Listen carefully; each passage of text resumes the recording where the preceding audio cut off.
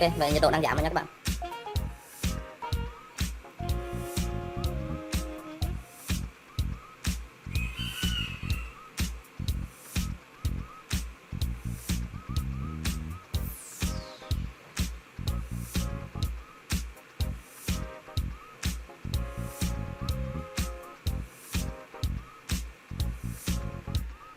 Ok, mình sẽ để xem nhiệt độ nó xuống được bao nhiêu nhá.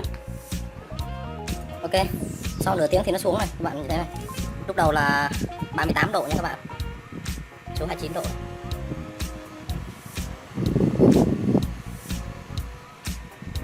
28 độ rồi.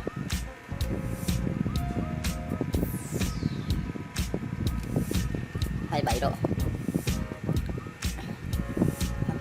Khi nào đủ nhiệt độ thì chúng ta có thể tắt phần làm mát đằng sau đi. Đó. 27 độ, 26 độ. Khi đủ nhiệt độ chúng ta có thể tắt phần này đi. Đồng quạt vẫn cứ để ra, nó ra mát, đây ra rất mát. Nếu mà để vẫn xuống nha các bạn.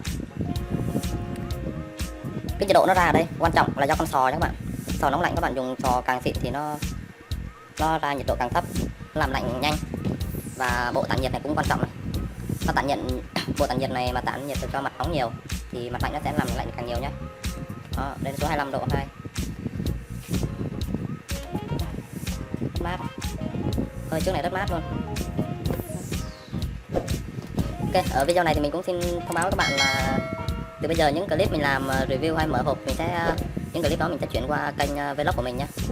Kênh vlog mình đã để lên ở trong phần mô tả rồi. Các bạn nhớ kéo qua và đăng ký để ủng hộ mình nhé. Ở kênh này giờ mình sẽ chỉ làm những video chế thôi, còn mở hộp và test thử những đồ hay ấy, thì mình sẽ chuyển qua kênh vlog của mình nhé. Bây giờ nhiệt độ xuống 24 độ 8 này. Đó. Nếu mà để vẫn xuống nha các bạn, nhưng mà từ bây giờ nó sẽ xuống chậm hơn. Đó, vẫn xuống 24 độ 7, vẫn xuống. Ok, như vậy clip này mình xin khép lại ở đây. Cảm ơn các bạn xem video nhé. Nhớ like và đăng ký để ủng hộ kênh của mình nhé. Bạn nào thích xem những clip review những sản phẩm hay của mình thì nhớ kéo qua kênh vlog của mình và nhấn đăng ký và theo dõi kênh vlog của mình nhé. Ok, tạm biệt các bạn.